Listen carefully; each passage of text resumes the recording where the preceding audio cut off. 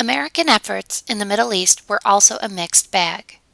The Reagan administration secretly shipped arms to Iran as part of the deal to free the Americans in Lebanon in the Iran-Contra affair. But the president also authorized secret shipments to Iraq during the long war between Iran and Iraq because of our fear of Iranian support of terrorism.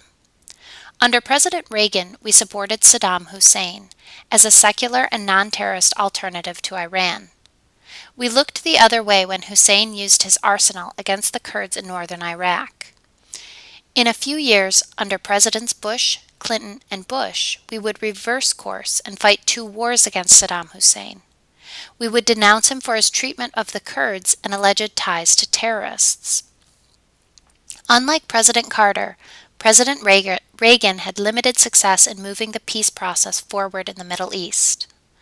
The Secretary of State George Shultz proposed a Land for Peace deal in 1988 with the PLO and Israel, but no concrete action took place before the end of the Reagan presidency. Earlier in 1982, the United States joined soldiers from Italy, France, and Great Britain in a peace mission in Lebanon.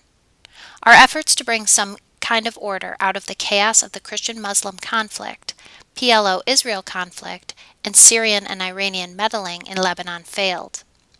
Iranian-backed or Syrian-backed terrorists attacked the American embassy in mid-1983 in Beirut, killing more than 60 people.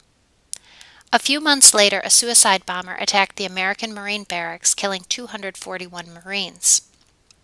Another attack killed 50 French soldiers.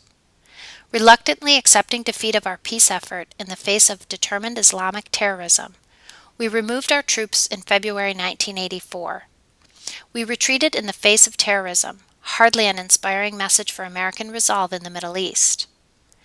As early as 1981, we accused another Arab leader, Muammar Gaddafi of Libya, of promoting terrorism. In the summer of 1981, a Libyan-American confrontation developed over the Mediterranean waters near Libya, and we shot down 2 Libyan planes.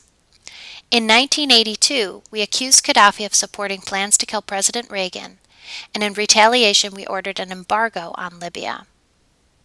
Terrorist attacks on Rome and Vienna airports in December 1985 by a PLO faction based in Libya that killed 19 people and injured 112 appeared linked to Libya. In retaliation, we sent American naval forces off the Libyan coast and engaged in small-scale warfare with Libyan patrol boats, and American planes hit Libyan military targets onshore. Another terrorist attack took place at a West Berlin discotheque in April 1986, killing 2 and injuring 230. 1 American died and several dozen U.S. soldiers suffered injuries.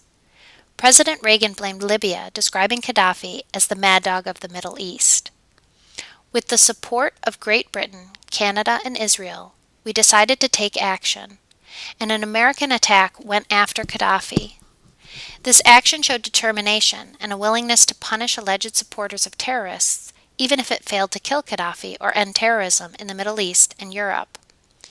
Later, some intelligence analysts believed the Syrians ordered the terrorist attack, and we should have bombed Damascus. American-Soviet relations improved during President Reagan's second administration. Andropov died in early 1984, and his successor, Konstantin Chernenko, quickly died in March 1985.